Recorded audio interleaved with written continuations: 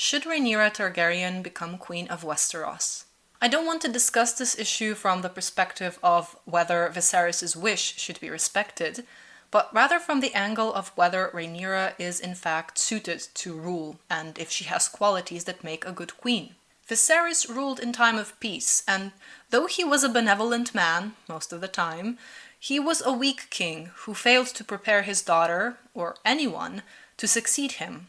One thing he did manage to pass down onto Rhaenyra was the Targaryen belief in their divine right to rule. But is that enough to make a good queen? Let's examine Rhaenyra's strengths and weaknesses and see if she is fit to rule over Westeros. Don't forget to leave your opinions in the comments below. Just like succession to the Iron Throne was a problem in time of King Jaehaerys, things are getting complicated once again for House Targaryen. For a long time, Rhaenyra remained the eldest and only surviving child of King Viserys. He decided to name her his heir, despite the fact that she's a woman in a Westerosi society that has never had a female ruler before.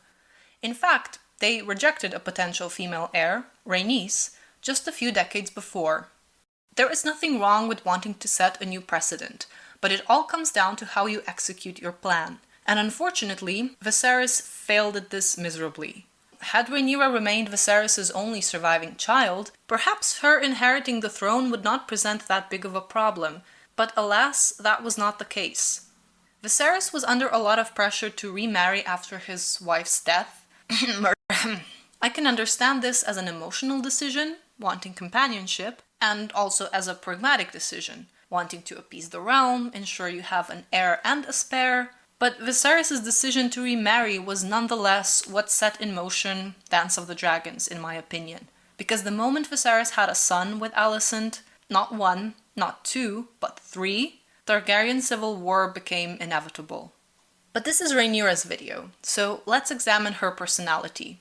From an early age, Rhaenyra showed a distaste for duty, responsibility, and a dislike for following the rules. She liked to break them by sneaking out of the palace with her uncle, she avoided getting married at all cost, seduced Criston Cole, and, well, she didn't have to bear the consequences, he very much did.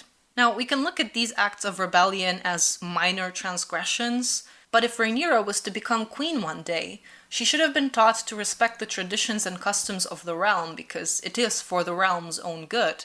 A kingdom cannot stand without strong foundations.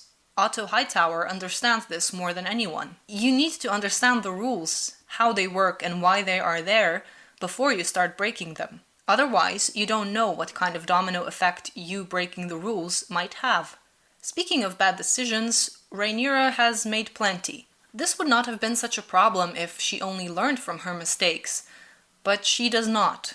As Alicent says about Rhaenyra's children, to have one illegitimate child is a mistake.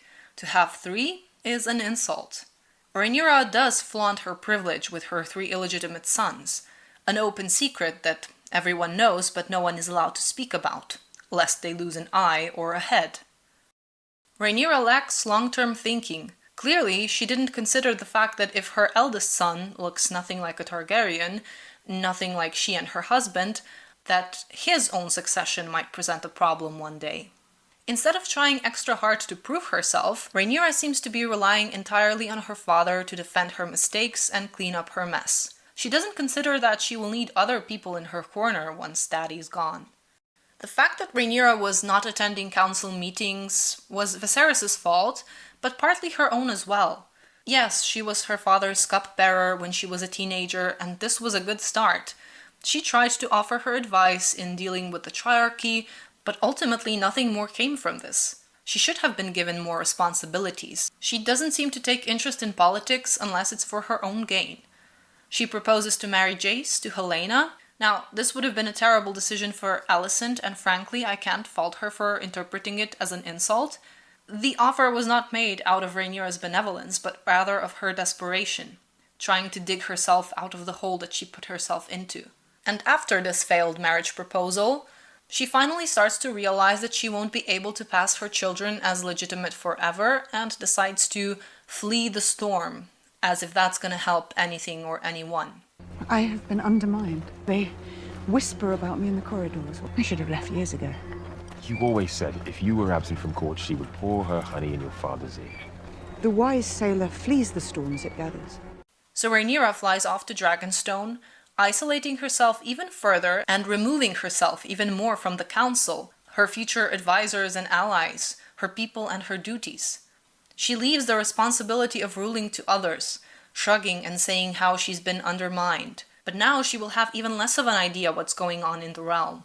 Yet, she flew back to King's Landing faster than you can say Dracarys, when the succession of Driftmark was put into question, once again fighting only for her own interest.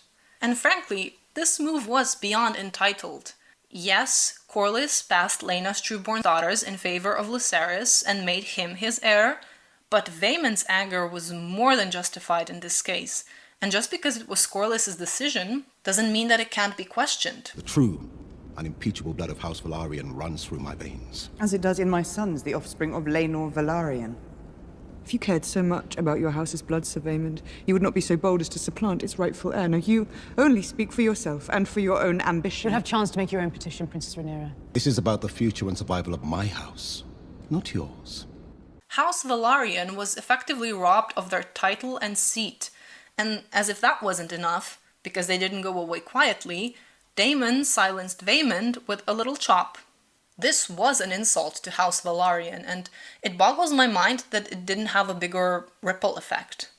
But since we're on the topic of Daemon doing things in Rhaenyra's interest, let's discuss Daemon and Rhaenyra's dynamic next.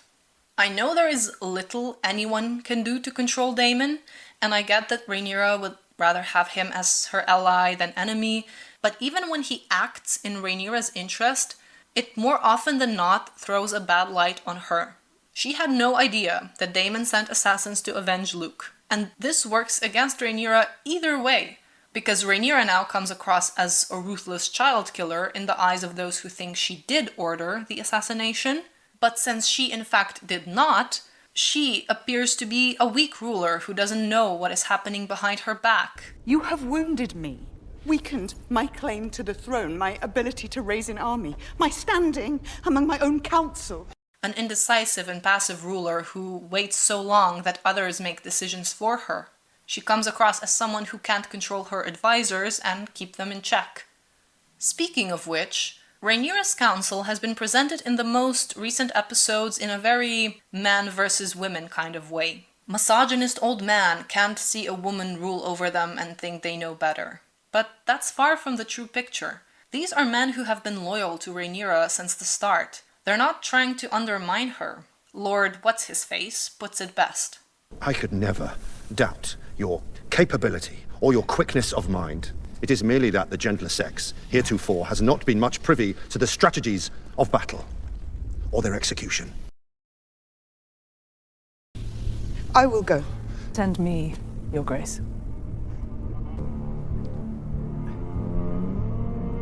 Rhaenyra is not a battle strategist, and he's right to call her out on this. She knows nothing of waging war, and the fact that she grew up in a time of peace does not excuse this.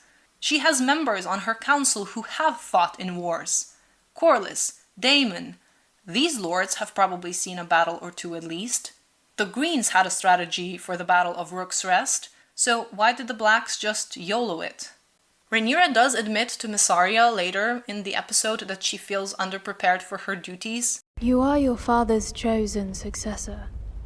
They did not prepare me to fight. I was given my father's cup, taught the name of every lord and castle between Storm's End and the Twins, but not the difference between hilt and foible. And since we started this topic, let's discuss their relationship. Rhaenyra and Mysaria became allies maybe days, maybe a week ago. Rhaenyra set her free, but Mysaria returned to inform Rhaenyra about the assassin, and she wanted to stay at Rhaenyra's court. So, overall, it makes sense that Rhaenyra would be grateful to Mysaria for saving her life, but it bothers me beyond belief to see how quickly Mysaria has gained Rhaenyra's complete trust. Rhaenyra confides in her constantly, and it would make so much more sense if she confided in Jace, Baela even, or Rhaenys when she still had the chance. People who she knows, people that she has known for years, people who she has good reason to trust. Yet she chooses Mysaria, who she knows has once worked for both sides. She sided with whoever could pay her for her service. Rhaenyra is so quick to trust her with some very private and personal topics. Her feelings of inadequacy, the fact that she doesn't know what to do. I have no problem with Mysaria slowly gaining Rhaenyra's trust, but this is way too fast and way too much. It makes Rhaenyra come across as gullible and naive, and I hope it doesn't backfire. Lastly, let's not forget what a terrible move it was for Rhaenyra to disappear not once, but twice, without any of her allies knowing where she went. Rhaenyra is gradually losing the support of her council because she's making strange decisions and being absent without people knowing what she's doing. That's not what a good leader does. When she disappears after Luke's death and goes looking for him, I can absolutely sympathize with this. But, as Daemon says, He is grieving. The mother grieves as the queen shirks her duties.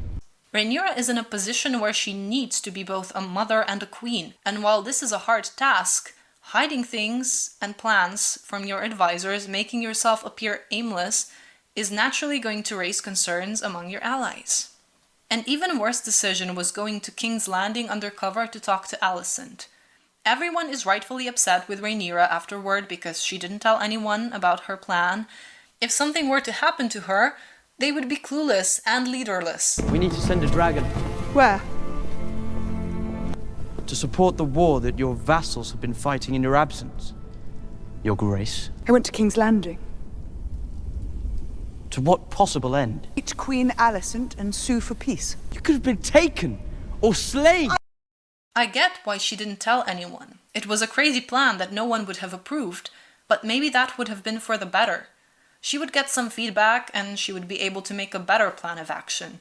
Even though she's the queen, she cannot make decisions entirely on her own. That's what advisors are for, to advise her. Does Rhaenyra have any qualities that would make her a good queen? Well, she desires peace and wants to avoid war as best as she can, which is admirable, though perhaps wishful thinking considering the situation. Rhaenyra is still hoping for peace after Luke and Jaehaerys' deaths, when she spoke with Alicent at the Sept. This was frankly ridiculous because the point of no return had long since been crossed. Yes, let's just tell everyone it was a mistake and Viserys never changed his mind. I'm sure Aegon will understand why his son's head was chopped off, and he will shake hands with Daemon happily. Dignity. I want revenge. I'm sure Jace will look Aemond in the eye and forgive him for tearing his brother to shreds with his dragon. A king who rules well in time of peace may not be a good ruler in time of war, and vice versa. Rhaenyra would probably make a decent queen if she inherited a kingdom in time of peace, and if her claim to the throne would go uncontested. But what we have seen from her in these 2 seasons of House of the Dragon does not convince me to raise my banner for Queen Rhaenyra. Not yet, at least. Let me know if you agree or disagree with this analysis. Who would you most like to see on the Iron Throne? Who do you think is the most capable ruler we can choose from? Thank you very much for watching. Please leave a like and subscribe if you enjoyed this content, and I will see you soon in another video. You won't want to miss that one. Take care, guys.